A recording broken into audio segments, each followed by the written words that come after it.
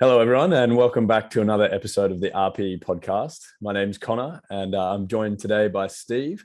How you going, Steve? Not too bad, thanks, Connor. Just getting over a little bit of a cold. Yes, me too. Sorry to the listener if our voices are a little bit croaky or we sound a little bit stuffy today, but we're going to soldier on through. You didn't get hit. I sound sexy. What, normally or just with this extra husk? Just with this extra husk. Oh yes, Chris Cornell-like. Yep. That's what we want. How have you been? You didn't get hit too hard with it? No, it was like 24 hours. No, sweet. So, yeah, completely fine. Cool. So today we are going to be covering a pretty relevant topic, a super relevant topic, and it's pretty much a principle that you need to know when you are programming for people, when you're rehabbing people, and that is energy systems, the different types, how they work, when we use them, how we need to use our knowledge of them when we're putting together a program for someone, whether that be performance or whether that be rehab.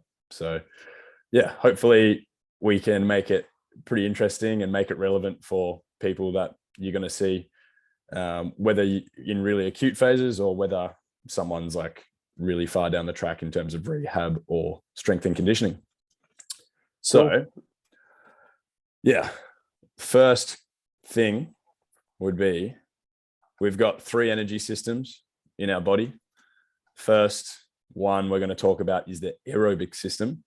So Steve, what is the aerobic system? What's its function and when do we use it?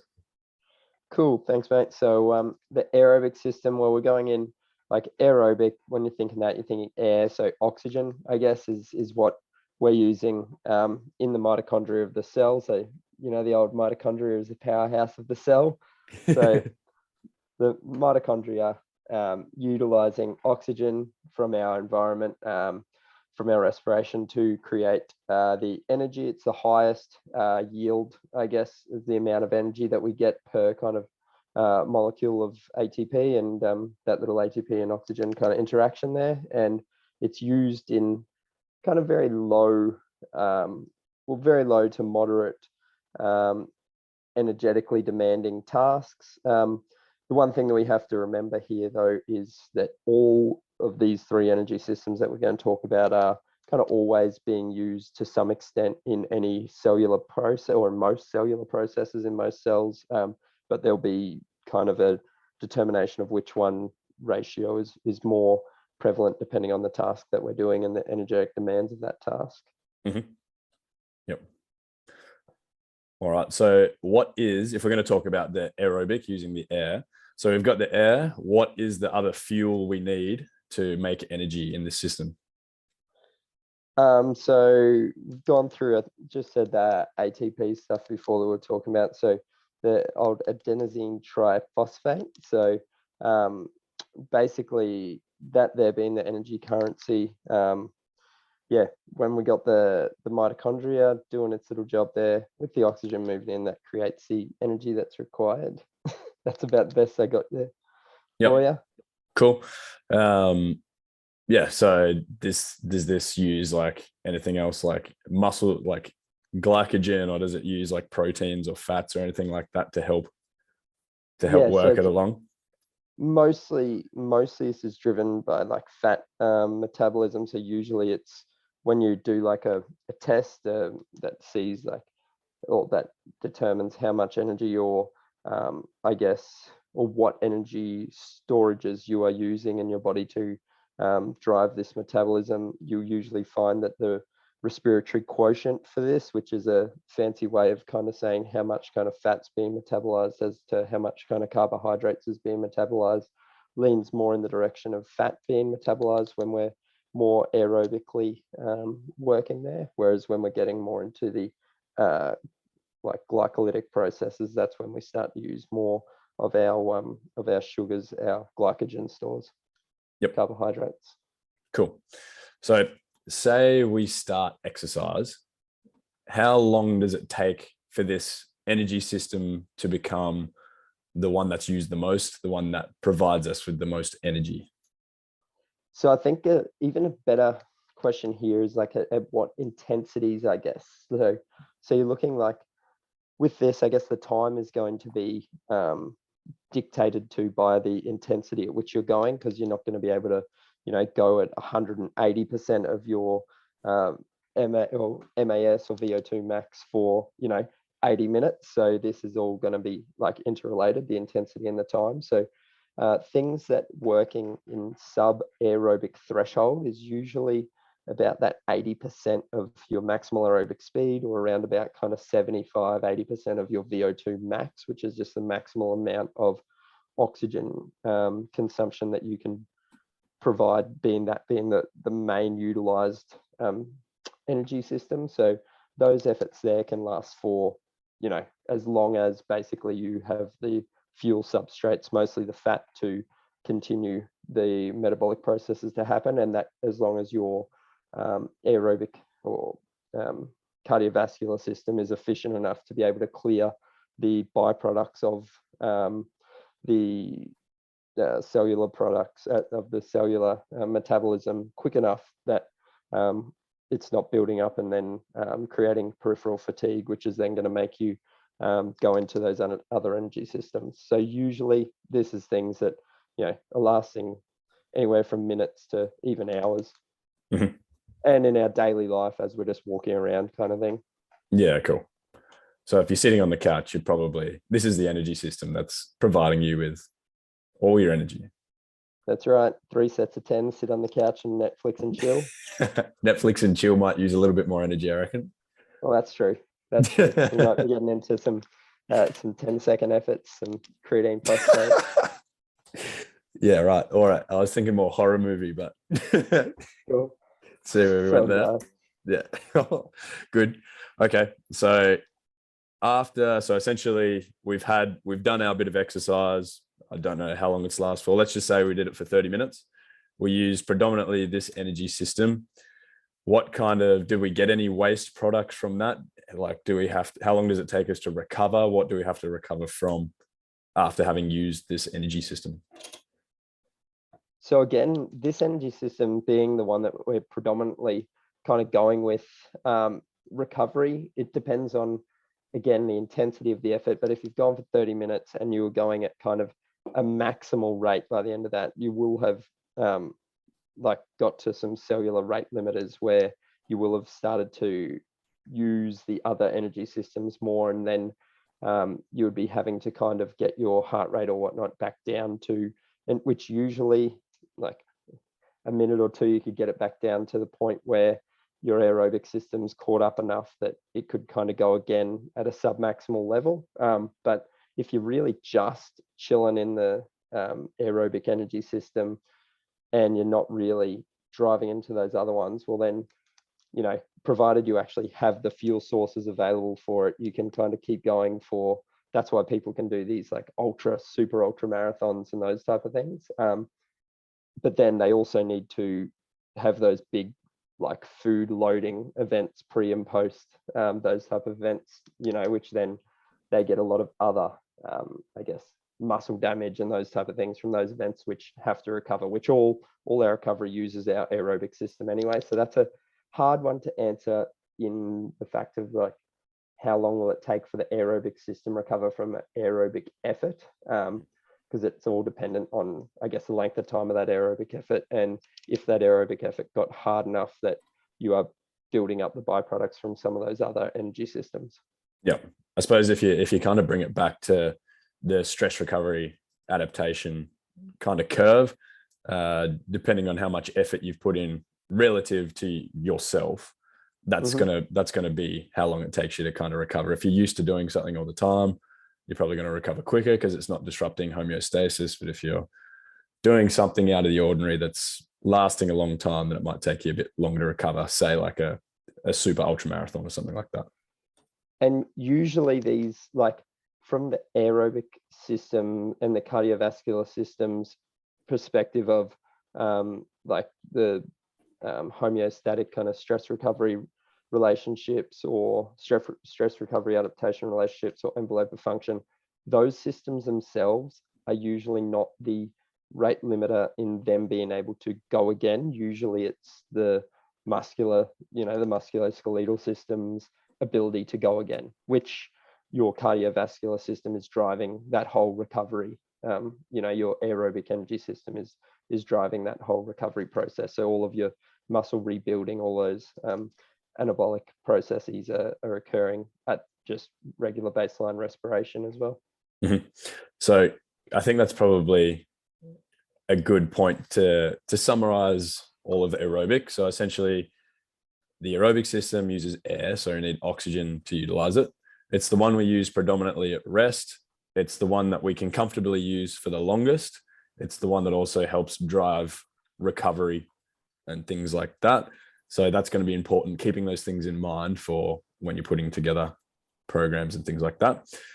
I always say that you want to build the biggest aerobic recovery kind of system tank that you can, because it brings your ability to use all other energy systems and all other exercises the best. And it's really good if you can use this in like a contrast training kind of thing, where you're not using aerobic energy training up at its like maximal, like above the aerobic threshold, because there you're not getting the biggest bang for buck for it. You're better to do, make most your easy work easy. So most of your aerobic training work should be easy, because it's supposed to be in that zone that it's just enough to be, your zone 2 cardio type thing, zone 3 cardio, just enough to be getting you kind of going. That then when you're kind of doing the harder stuff, your hard stuff should be hard, but then your recovery bouts, you have that nice big base of being able to do stuff for a long time, that you can get all those processes happening nice and efficiently.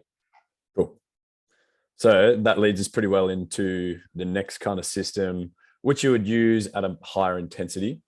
So aerobic system, pretty low intensity, doesn't take much effort to get into, doesn't take much effort to recover from, essentially. What's the next system that we might have to reach into to get more energy if we need it faster? Cool. So we're going to our anaerobic systems here. And our anaerobic system in general happens mostly, the metabolism mostly in the cytoplasm, a little bit in the mitochondria as well. And this is going to be occurring mostly with the lack of oxygen. So there's no need for oxygen for these cellular processes to occur. Yep. Okay. So we are doing an activity that doesn't need oxygen. So what is an example of something where we wouldn't need to rely on oxygen? Cool. And as we said before, like they're all going to be slightly one or slightly the other. Yep. But like looking at things that are lasting kind of anywhere from, on the very short end, we're going like some efforts that are like 5, 10 seconds. That's using another part of this anaerobic kind of system, which is your ATP PC, which we'll talk about later. So your adenosine triphosphate creatine phosphate system. Then we have our so that's like the really short 5, 10, 15 seconds. So your 100-meter kind of sprint work, you're not really going to be using a lot of oxygen for that, because we need processes that occur. They're very inefficient, but they're very quick. So those systems, whereas the aerobic system that we talked about before is very efficient, but because it's so efficient, it doesn't want to waste a lot of energy. A lot of the cellular processes that occur are very slow. Then we got like efforts that are taking kind of, 15 to kind of 45 seconds. So, 200 to 400 meter runs. Those ones there more so 400 meters the worst. 400 meter hurdles, if you want to feel what like getting into full lactate kind of anaerobic glycolysis is like, do 400 meter hurdles, because that's probably the epitome of it. If you can do it in 45 seconds, well done. Like, yeah, it's definitely taken me a lot longer than that. Yeah. Yep. So that's some pretty nasty work, and that's kind of lets you know the type of byproducts that you're going to build up from this really quick but super inefficient metabolism. Cool. So let's focus on that kind of system. I think we talk about that next. So we said that it goes from anywhere from 15 to 45 seconds. Again, what energy, like how does it make energy? What byproducts do we get? Why is this important for programming? Cool. So let's go down. We'll do the lactic version of it first. So the anaerobic glycolysis, in that, the anaerobic glycolysis or anaerobic energy system is split into lactic and alactic. So the lactic part of it is what we're kind of using our glucose that's going around the blood, getting brought into the muscle to then create that the energy that's required at a very kind of quick rate, but very inefficiently, and it creates a lot of kind of byproducts of lactate and hydrogen ions, which then once you kind of slow your metabolism down again, can get reused by the aerobic system. Yep. Okay. And for training kind of purposes. So for training purposes, I guess we're looking at, well, what do you want to know about the training? And then I'll go from there. So essentially, when would it be good, or what kind of athletes would use this, or what kind of, like when you were rehabbing someone, when would you take this into account? Like when would you want to train this system? Yep. Cool, yeah. Definitely. So I guess it all comes down to the needs analysis of whatever kind of sport and they're needing to get into. So this type of work is super fatiguing work. Anything that's above what's called your anaerobic speed reserve or anaerobic threshold has been shown that efforts above that, if you have a very low aerobic base, efforts above your anaerobic speed reserve are going to be more likely to create like injuries for an athlete. So if you know that your athlete has to do a lot of efforts up in that zone, well, then you're wanting to be working on two things. You're wanting to be building their aerobic base nice and big, but then you're also wanting to do a lot of this anaerobic kind of work. So, you know, you're doing work that's 30, 40 seconds on, kind of 15, 20, even 40 seconds off, and just repeated bouts to just build that. Yes, it really sucks and it really burns, but that's how you kind of build that aerobic energy, the anaerobic lactic energy system. Yep. So definitely, being a tennis player, I'm in the hurt locker with this quite a bit. Just one point that lasts a bit longer, you feel absolutely shattered by the end of it. You're doing it point after point after point.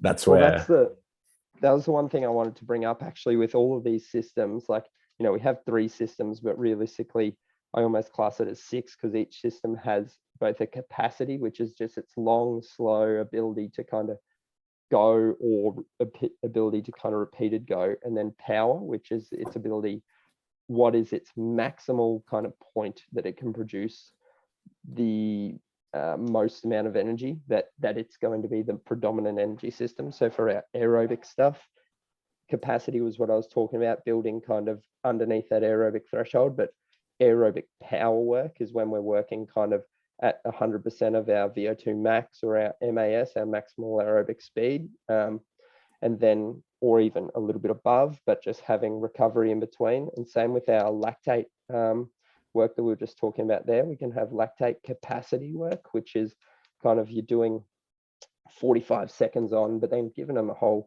45 seconds to a minute off, and then maybe even a little bit longer, then another 45-second bout. So you're intermittently kind of building up these metabolic byproducts, but then also giving the aerobic energy system time to kind of dissipate those products, get our heart rate and breathing rate back down to baseline, then build up all those byproducts, the lactate, hydrogen ions, etc. again, and then kind of dissipate all those again. So that's what we do with capacity, whereas with power work, sorry.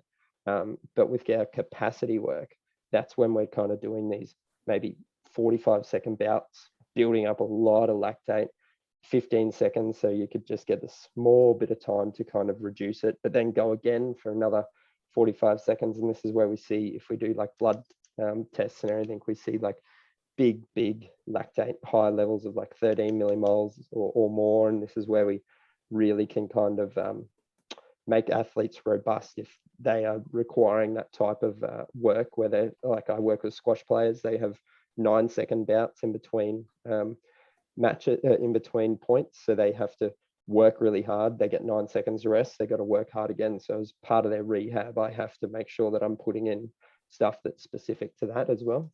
Cool. So just before we kind of go any further, you mentioned lactate. So a lot of people will have heard of lactic acid before.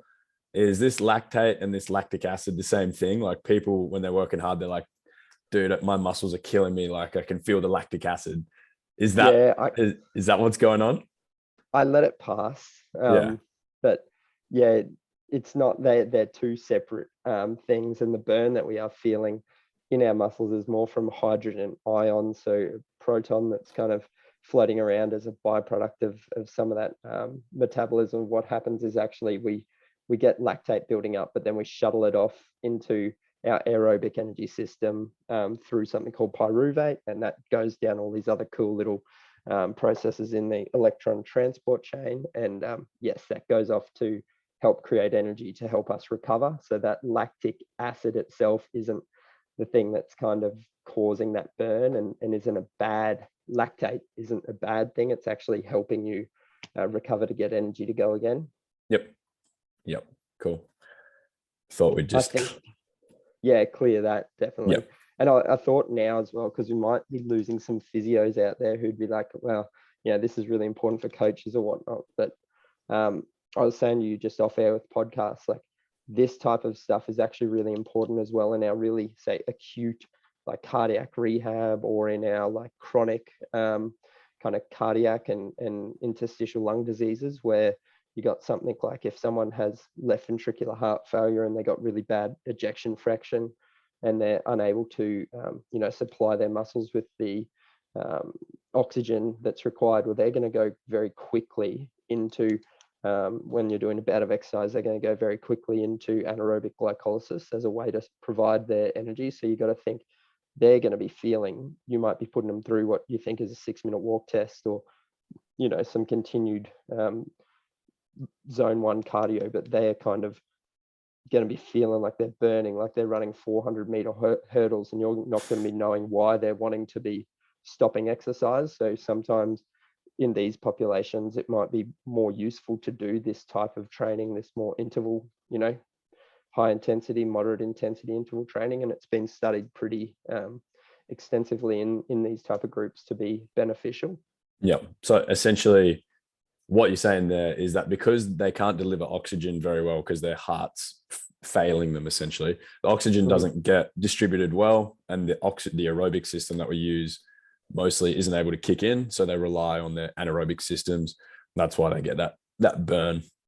Yeah. Because that peripheral, the peripheral demand for energy to complete the task is unable to be met by their cardiovascular system. So they're having to go into their like intracellular systems of producing energy through that glycolysis, which is the way that they have to do it, unfortunately. And that's why their exercise tolerance is quite low. Yep. So you mentioned that's for people with like heart failure, your interstitial lung problems. Are there any others that you noticed that this is super prevalent in?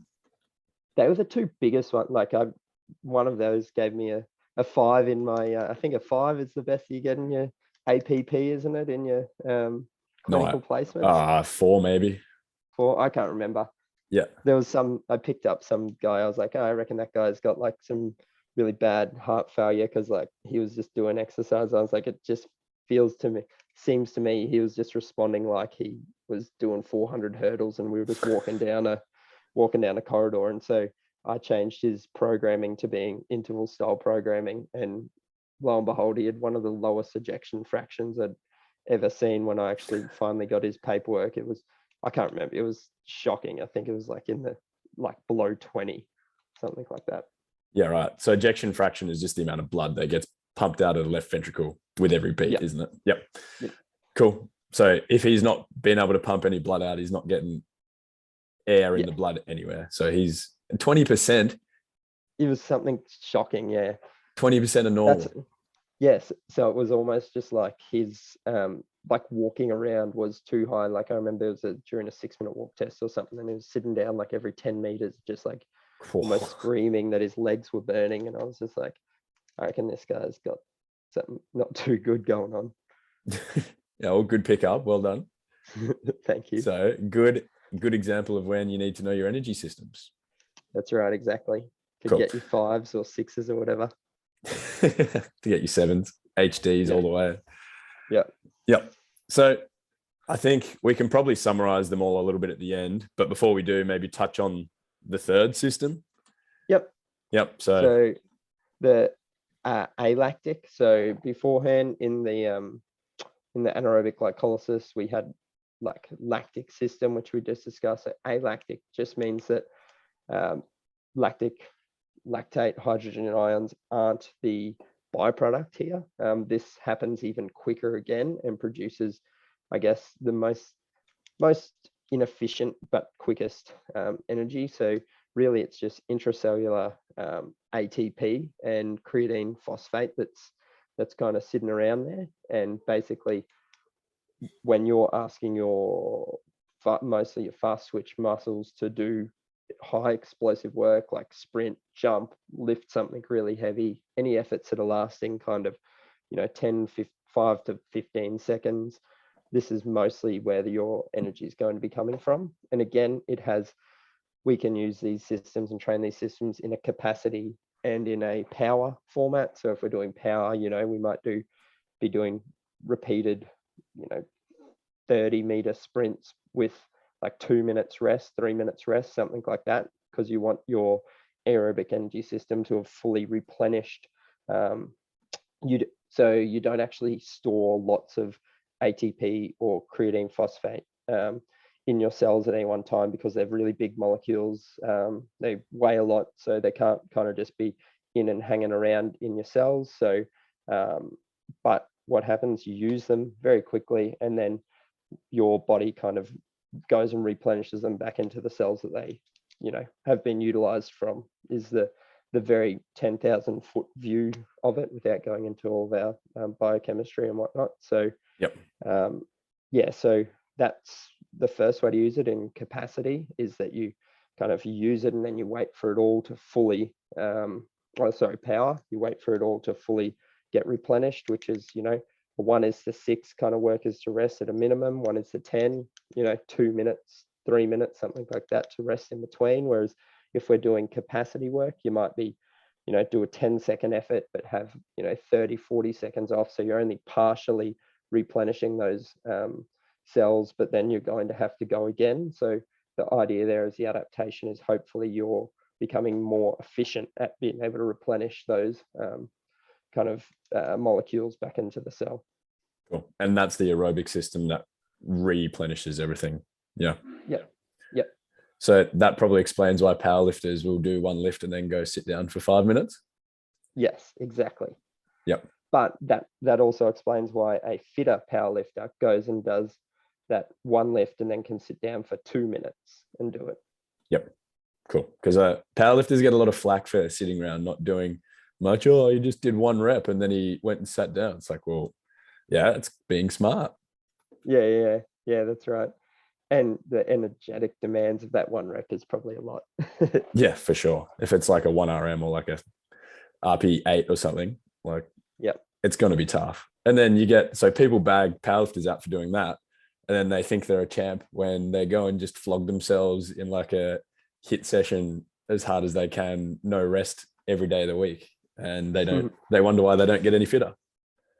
Yeah, well, that's right. Well, I mean, as we're kind of just talking about there, most of the time, everything we've talked about before with our stress recovery adaptation cycles and everything, our energy systems themselves can usually be pretty well, if we have a look at the substrate that kind of creates it. So the aerobic energy system, as I said, really that's only limited by the ability for your muscles to use it again and have the energy available in fat mostly. And then if it needs to go into glucose to translocate, I can't remember what that big word is, but turn it back into the fats and whatnot that it needs to actually create the energy. But when we go into our glucose kind of more anaerobic glycolysis, well, then we need enough time to replenish glucose into our cells, so and into our liver. So usually we have good stores there, but I mean, we do need to, as far as stress recovery adaptation cycle goes, it's really, again, limited by our ability to replenish those substrates in the blood and in the liver. But then also, again, because it is a higher intensity exercise, usually it's demanding more from the musculoskeletal system. So it will require more rest in between bouts. So a lower frequency per week of anaerobic glycolysis training, because of the fact that, yeah, higher intensity, needing, to replenish glucose, which can take a little bit longer, and also being higher intensity is going to work your muscles more. And then if we go right down in that anaerobic glycolysis into the alactic work, well, then that there is going to, I guess, usually be the highest intensity work, the highest demanding on our musculoskeletal system, and is usually going to be the one that requires the least frequency per week of training. So you're looking at aerobic, you could kind of realistically do every day-ish, anaerobic glycolysis, as far as you're going kind of the lactic work, you could probably do kind of day on, day offy type work in between, and then like your ATP, PC kind of work. So your alactic work, you're probably looking at, your couple of times a week. That's if your resistance training, or the amount of times that you would sprint a week kind of thing. Yeah. So you don't want to be flogging yourself all the time, and it's okay to work at easier levels. Yes, definitely. You need to kind of intersperse it. So it's, as we're talking about with that whole stress recovery adaptation thing, it's more the body, the musculoskeletal system, which is going to be the limiter rather than the energy system. But we need to utilize our knowledge of what training we can do when in these energy systems to be able to, I guess, best improve their capacities and their powers. Yep. Cool. Which is obviously important for performance. Yep. Those kinds of things. Mm-hmm. Cool. Is there anything else like more specific you wanted to talk about in terms of like programming for each of the systems, or like talking about sets and reps and things like that? Or you think that's a pretty good kind of overlook? I think if we go into, I'll share up my article that I did on return to running for Physio Network stuff. But I think if we look at anything, that, as I said, was below that aerobic threshold, that there's like our recovery runs, and that there can be the stuff that we can use on our off days, and usually 30 minutes recovery runs, or even walks. I'm a huge fan of putting in walks for 30 minutes in people's training program, where they're going at kind of an intensity that they're using the talk test, where they go, you can talk, but you can't, you could talk in decent sentence, but you couldn't sing. Something like that is going to be pretty easy to recover from. You could do that most days of the week for kind of 30 minutes at a time, and that's going to help build a really good engine. Then we're looking at, our MAS work, our maximal aerobic speed, which usually works in with our VO2 max. Well, that work there usually about 10 minutes at a time, if we're looking at like going, okay, how long can we do this training block for? So usually those blocks last for about 10 minutes, because they're pretty energetically demanding. Like you're either doing aerobic power work, or you're doing anaerobic glycolysis, like capacity, so lactic capacity work. So that type of work does kind of demand a lot of the body and demand a lot of the energy system. So usually you can't do it for much more than 10 minutes. And usually you're looking at, you're probably getting, 1 to 3 kilometers of work in that. And your work to rest periods are going to be somewhere between, depending on if you're doing how much over 100% of your MAS you're working, it's going to be somewhere in between a 1:1 work to rest to something like a 1:3 work to rest kind of thing. Okay. And then if we're going more into that kind of anaerobic glycolysis, like ATP PC, then that's working more of our like 100, like you're really over your anaerobic speed reserve there. And you're going to be doing stuff that's more like, less than 500 meters in a session, and you're going to be doing, 1:3 is a minimum kind of work to rest, and 1:6 to 10 is more likely going to be your work to rest there, and that's going to be mostly sprint or high speed running kind of training there. Yep.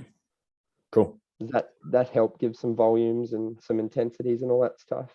Yeah, I think that'd be good to refer back to. Yeah, it gives you essentially how long each system works for, how to kind of target that system, what kind of volume, what kind of intensity you should be aiming for, how long you should rest in between sets. Yeah, I think that's probably all you really need to know to be able to do a pretty decent program. Cool. Yeah. Right. All good, mate. Good. So I think probably a little bit of a summary here would be just going back through the three things we did. So the first one was your aerobic system. It uses air, so it uses oxygen as your fuel essentially, to get around the body and make your ATP. The byproducts of that, you get heat. We didn't mention this before, but you get heat. Yep, that's true. You get your water, so that's where we sweat it out. Yep. You feel hot when you're in your aerobic system. You sweat. You make CO2, which we breathe out. So you puff a lot to get air in, but two, also get your air out. So that's your aerobic system. Yeah, I think that's probably a pretty good summary of that. Your anaerobic system is built into two parts, your lactic and your alactic.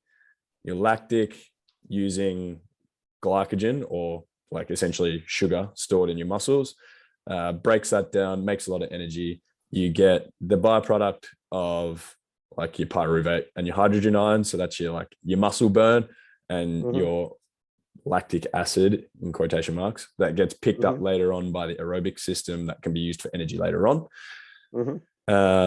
And then you've got your ATP PC system, which just uses energy that's stored in the cell at the time, uses it really quickly. And then essentially you need to stop that work for a long time for the aerobic system to replenish it. So yeah, pretty simple stuff, but super important to know. Yep, that's exactly right, mate. Cool. So if you had to prioritize building, if you had to build an athlete, what would you pick first? I'd want a really big engine. So building a really nice big aerobic base, to be able to then build everything else from. Yep. So that would be my build a really big engine, and then from there all the other things kind of happen a little bit quicker and easier. Yep. That's Cool. our recovery resource, basically, is our building our aerobic energy system. Some you hear this term used in research a little bit, buffering. Yep. How would what is it? People are going to come across it. Essentially that's your just aerobic system kicking in to help get rid of byproducts, isn't it? Yeah, or obviously they have supplements and everything that can do that as well. So bicarbonate, anything like that. So basically the idea behind buffering is that we're trying to get that, I guess, the microcellular environment around that muscle has become, I guess, acidic.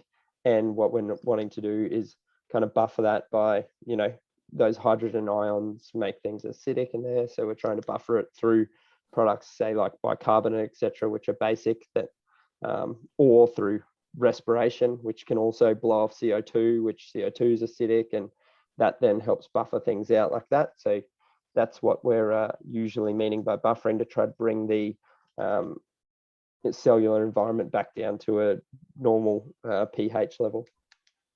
Excellent. Cool. Yeah. Nothing else Awesome, to cover? mate. No, I'm all good. Sweet. Well, we'll get this show back on the road, and we'll get this out pretty soon. Sounds good. Thanks, Cool. mate.